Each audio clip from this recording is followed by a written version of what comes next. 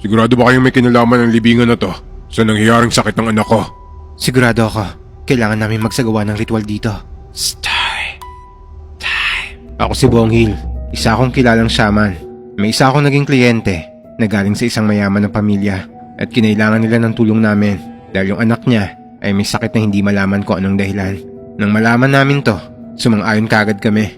Pero nang suriin ko ang bagong panganak na baby nito, alam kong hindi siya nagsasabi ng totoo. Kaya sinabi ko sa kliyente ko na sigurado akong nangyayari rin to sa ibang pamilya niya. Hanggang sa umamin rin siya sa akin na nagmana raw ang kanilang pamilya ng kamalasan. Ang tatay niya raw ay naging paralisado at ang kanyang kapatid naman ay nawala na. Dahil sa tuwing pumipikit daw to ay may naririnig siyang humihiyaw. Simula nang tanggapin ko ang trabahong to, ramdam ko kagad ang bigat na responsibilidad na dala nito. Pero sa tulong ng mga kasama ko, sinubukan naming alamin ang pinagmulan ng sumpang to, kasama ang isang bihasang mortician at isang respetadong geomancer.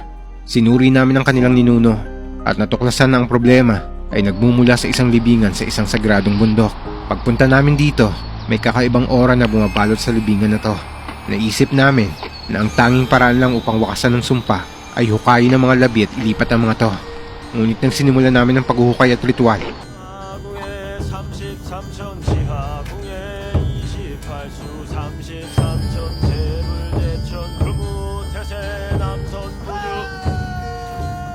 may hindi kami inaasahang itim na puwersang napakawalan.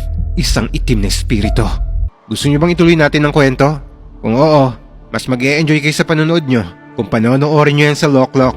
Dahil ang kwentong yan ay ang storya ng isang Korean film na pinamagatang Exuma na nirelease ngayong taon lang na available na rito sa Loklok. Bukod pa dyan, marami pa kayong pwedeng panoorin dito.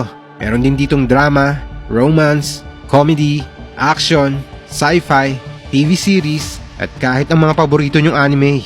Hindi lang mga Asian movies ang nandito, pati mga Hollywood movies na napapanood nyo rin sa ibang streaming apps. Kaya ano pang hinihintay nyo? Download na, kasi libre lang to. Mag-sign up lang kayo gamit ang email at phone nyo at ma-e-enjoy nyo ng panonood dito. Available to sa App Store and Play Store. Kaya ano pang hinihintay nyo? Download na at sabay-sabay tayong manood.